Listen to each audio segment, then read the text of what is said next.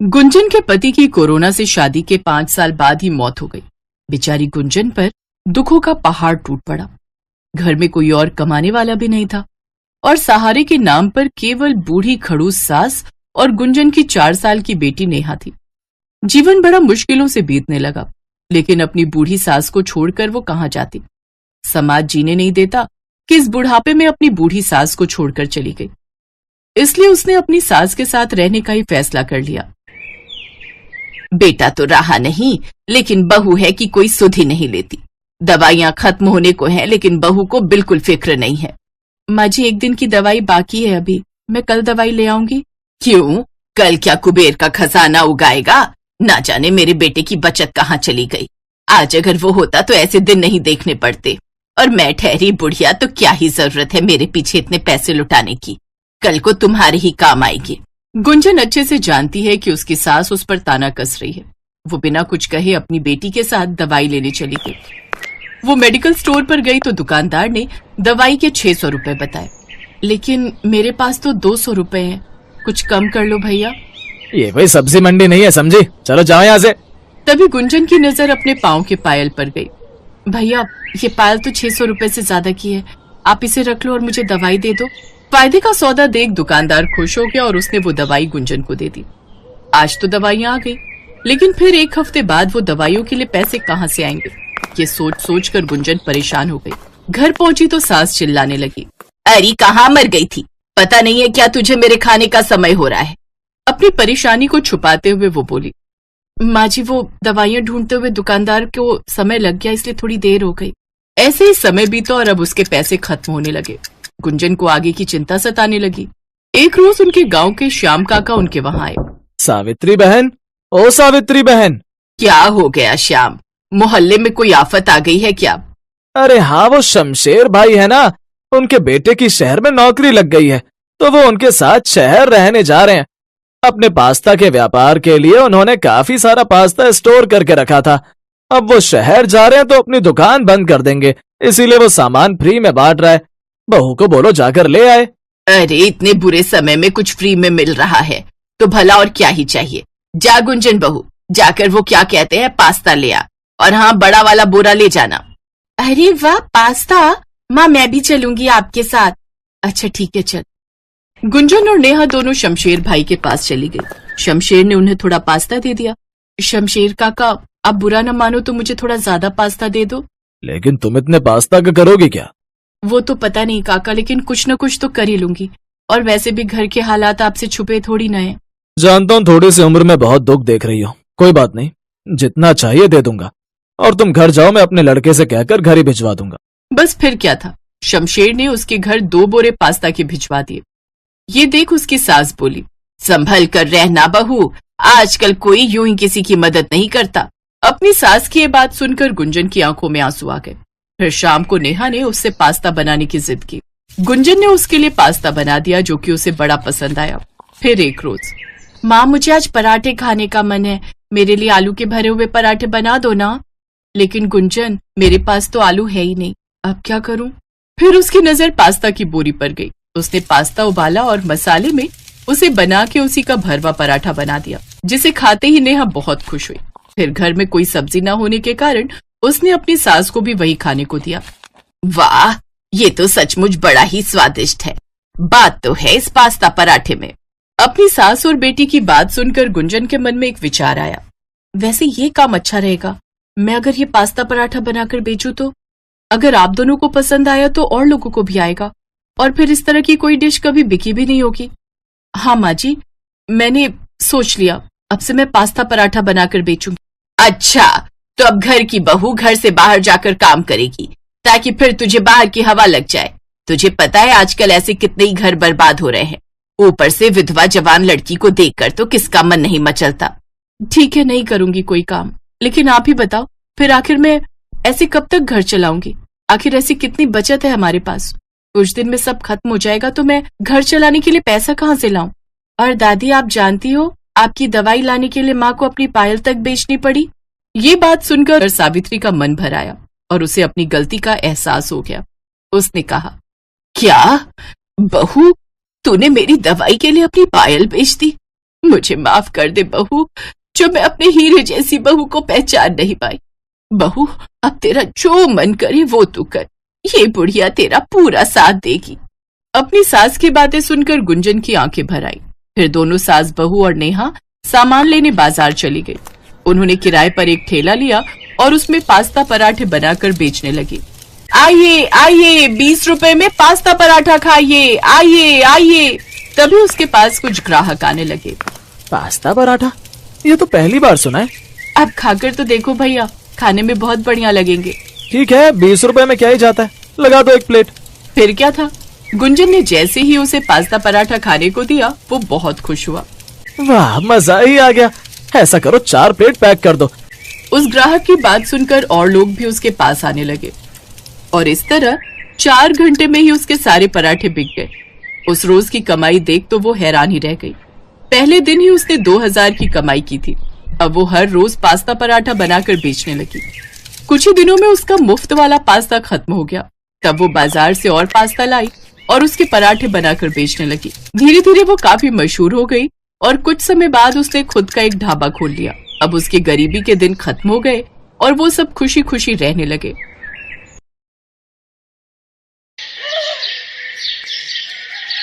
Pizza किसे पसंद नहीं है, चाहे वो अमीर हो या गरीब, लेकिन गरीबों को पिज्जा मिलता कहाँ है। ऐसे ही विष्णु को पिज्जा खाने का बड़ा शौक था। उसने 18 साल की उम्र में पहली बार पिज्जा देखा था। विष्णु गांव का गरीब लड़का था और 18 साल की उम्र में पहली बार पढ़ाई करने के लिए गांव से शहर आया था। पहले तो शहर की स्पीड और रास्तों से उसे बड़ा डर लगने लगा। ये शहर के लोग इतनी जल्दी में क्यों रहते हैं? गाड़ियाँ कितनी तेजी से निकलती हैं यहाँ। हमेशा चौकन्ना रहना पड़ता है। यहाँ तो मेरे लिए जीना बड़ा मुश्किल हो जाएगा। वो गांव से ही अपनी ड्रेस लाया था, कुर्ता और पजामा। कुर्ता पजामा पहनकर ही वो पहले दिन कॉलेज चला गया और देखा कॉलेज के बाकी लड़के और लड़कियां जीन्स और छोटे छोटे मॉडर्न कपड़े पहन कर आए हैं। यहाँ तो सब कुछ बड़ा मॉडर्न है। यहाँ मुझे देखकर सब लोग हंस कैसे रहे हैं? सच में विष्णु को देखकर सभी हंस रहे थे। अरे देख देख, उस लड़के को देख, कैसे कुर्ता पजामा पहनकर कॉलेज आया है। गांव से आया है पक्का, गंवार है गंवार। विष्णु चुपचाप क्लासरूम में घुस गया और एक लड़के के पास जाकर बैठ गया। हेलो, मेरा नाम अभिनव है। मेरा नाम विष्णु है, मैं गांव से आया हूँ। हाँ, तुम्हें देखकर पता चल रहा है। क्लास शुरू हो गई। पढ़ाई खत्म होने के बाद सबको भूख लग गई। एक लड़की अभिनव के पास आई और बोली, चल अभिनव, खाना खाते हैं। हाँ चल। विष्णु, तू भी चल हमारे साथ। हाँ चलो चलो, मुझे भी भूख लगी है, दाल चावल खाते हैं। ये सुनकर पायल जोर से हंस पड़ी। कॉलेज में दाल चावल कौन खाता है गवार? पायल, ऐसे मत बोलो, बेचारा ऐसे ही घबराया हुआ है। तो फिर कैसे बोलूं? कुर्ते पजामे में गवार लग रहा है ये हमारे साथ जाएगा तो मैं नहीं जाने वाली हूँ खाने। पायल, ऐसे किसी का मजाक उड़ाना अच्छी बात नहीं है। तू ज्यादा ज्ञान मत दे। तुझे शौक है तो तू इसके साथ खाने के लिए जा, मैं किसी और के साथ चली जाऊंगी। चाहने वालों की कमी नहीं है। तेवर दिखाकर पायल चली गई। अभिनव ने विष्णु से कहा, विष्णु, तुम बुरा मत मानना, शहर के लोग ऐसे ही होते हैं। नहीं नहीं, हम गांव से हैं, सुनना तो पड़ेगा ही। चलो खाना खाते हैं। चल, आज मैं तुझे एक अच्छी चीज खिलाऊंगा। अभिनव विष्णु को पिज्जा शॉप में ले गया। विष्णु ने कहा, जो भी खिलाना है खिलाओ, लेकिन अंडा, मछली और मांस मत खिला देना भैया, हम शुद्ध शाकाहारी हैं। चिंता मत कर भाई, यहाँ वेज भी मिलता है। भैया, 2 पनीर पिज्जा देना। दुकानदार ने 2 पनीर पिज्जा दिया। विष्णु ने ऐसी चीज कभी देखी ही नहीं थी। अरे बाप रे, इतनी बड़ी गोल रोटी। हाँ मेरे भाई, इसे पिज्जा कहते हैं। पिज्जा? लेकिन हुआ तो वही ना, आटे की रोटी के ऊपर पनीर की सब्जी। हाँ, बात तो सच है। जो भी है खाकर दे, कैसा लगता है। विष्णु ने पहला बाइट लिया और ऐसा लगा कि वो स्वर्ग में पहुंच गया। अरे वाह भैया, ये पिज्जा तो बड़ा ही स्वादिष्ट है, मैंने पहले ये कभी नहीं खाया। खाएगा कैसे, गांव में ये सब मिलता क्या है। बात तो सही है मेरे भाई, शहर में ही मिलता है ये सब, इसीलिए तो लोग शहर को इतना पसंद करते हैं। गांव भी बुरा नहीं है, वैसे मेरा असली घर गांव में ही है, लेकिन मैं बचपन से शहर में ही रहता हूँ। पायल मेरी बेस्ट फ्रेंड है और इस कॉलेज की सबसे सुंदर लड़की भी है, इसीलिए उसे इतना घमंड है। जो भी हो, मैं तो अब से हर रोज पिज्जा ही खाने वाला हूँ। विष्णु को पिज्जा बहुत अच्छा लगा। वो और अभिनव बहुत अच्छे दोस्त बन गए। उसके बाद हर रोज कॉलेज के बाद वो दोनों पिज्जा खाने लगे। हर रोज तरह तरह के पिज्जा खाते खाते विष्णु पिज्जा का एक्सपर्ट बन गया। एक दिन कॉलेज के बाद अभिनव ने कहा, विष्णु चल पिज्जा खा के आते हैं। हाँ तो चल मेरे हॉस्टल में, मैं बना कर खिलाता हूँ। तूने बनाना भी सीख लिया? हाँ मेरे भाई, सब कुछ सीख लिया। समय के साथ साथ विष्णु शहरी तौर तरीके भी सीख रहा था। शहर के लोगों के जैसे बात भी करने लगा था। वो अभिनव को लेकर अपने हॉस्टल रूम में गया और आटा गूंथकर उसने पहले पिज्जा का बेस बनाया। उसके बाद उसके ऊपर टमाटर का पेस्ट लगाया। उसके ऊपर मशरूम, पनीर, कांदा और शिमला मिर्च डालकर कढ़ाई में ही बेक करने के लिए छोड़ दिया। 1 घंटे बाद पिज्जा बनकर तैयार हो गया। अभिनव ने विष्णु का बनाया हुआ पिज्जा खाया और वो हैरान रह गया। वाह मेरे भाई, तूने तो कमाल कर दिया। दुकान से भी अच्छा पिज्जा बनाया तूने। बचपन से ही माँ से खाना बनाना सीखा हूँ। कुछ तो काम आ रहा है अभी। भाई मेरे पास एक आइडिया है। ये सब पढ़ाई वढ़ाई मेरी बस की बात नहीं है। मुझे बिजनेस करना है। कल कॉलेज में कल्चरल फेस्टिवल है, वहां हम दोनों पिज्जे का स्टॉल लगाते हैं। मस्त कमाई होगी। हाँ हाँ चल चल, मुझे कोई एतराज नहीं है। अगले दिन दोनों ने कॉलेज में पिज्जा का स्टॉल लगा दिया और धड़ाधड़ पिज्जा बिकने लगा। तभी वहाँ पायल आई। अरे वाह अभिनव, तू भी इस देहाती के साथ रह के देहाती बन गया। गरीबों की तरह स्टॉल लगाए है। कोई भी काम छोटा नहीं होता पायल। पिज्जा बनाना कोई बड़ा काम भी नहीं है। पिज्जा बेचकर कितना ही कमा लोगे तुम दोनों। छोटे लोग, छोटी सोच। अब विष्णु ने जवाब दिया, अरे ओ मैडम, क्या छोटा छोटा लगा रखा है? अरे देखना, मैं दुनिया का सबसे बड़ा पिज्जा बनाऊंगा। दुनिया का सबसे बड़ा पिज्जा। अगर तुमने ये करके दिखाया तो मैं पूरे कॉलेज के सामने तुम्हारा पैर पकड़कर माफी मांग लूंगी। ठीक है, गांव का लड़का हूँ मैडम। हाँ, सरल हूँ लेकिन जिद्दी भी हूँ। अब देखो आगे आगे होता क्या है। हाँ। विष्णु और अभिनव रात को हॉस्टल आए। यार विष्णु, तूने चैलेंज तो कर दिया, लेकिन यहाँ दुनिया का सबसे बड़ा पिज्जा बनाएगा कैसे? यहाँ नहीं, अरे यहाँ लोगों का मन छोटा है यार। बड़ा काम करने के लिए हमें ऐसी जगह जाना होगा जहाँ लोगों का मन भी बड़ा हो। मेरा गांव। ये हुई ना बात। अगले दिन विष्णु अभिनव को लेकर अपने गांव चला गया और लोगों से सबसे बड़ा पिज्जा बनाने के बारे में कहा। गांव के लोग उसकी मदद करने के लिए एक ही बार में राजी हो गए और विष्णु ने काम शुरू कर दिया। गांव के लोग अपने अपने घर से आटे की बोरी लाने लगे, जिससे पिज्जा का बेस बना। लोगों ने अपनी अपनी गाय का दूध विष्णु को दिया, जिससे चीज बन गया। और सब्जियां तो गांव के खेतों में भरपूर थी। अभिनव ने अपने कॉन्टेक्ट से मीडिया वालों को बुला लिया था। मीडिया वाले गांव आकर दुनिया का सबसे बड़ा पिज्जा बनाने का काम देख रहे थे और टीवी पर लाइव टेलीकास्ट कर रहे थे। तो आप लोग देख रहे हैं एक गांव का सीधा साधा लड़का कैसे दुनिया का सबसे बड़ा पिज्जा बना रहा है।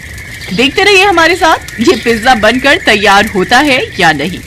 लगातार 7 दिन मेहनत करने के बाद दुनिया का सबसे बड़ा पिज्जा बनकर तैयार हो गया। गांव वाले खुशी से झूमने लगे और ये चीज टीवी पर टेलीकास्ट की गई।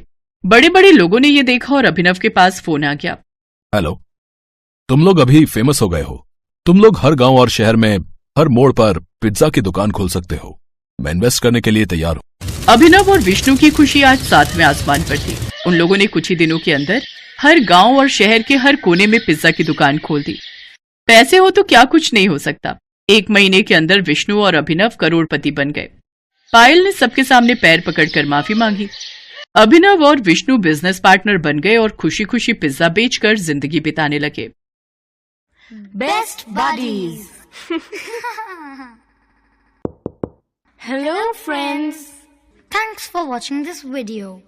अगर आपको ये वीडियो पसंद आया है तो प्लीज लाइक, सब्सक्राइब, कमेंट्स करें इस वीडियो पर और हाँ, शेयर करना भी ना भूलें।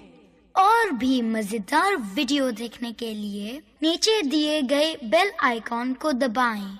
देखते रहिए बेस्ट बडीज।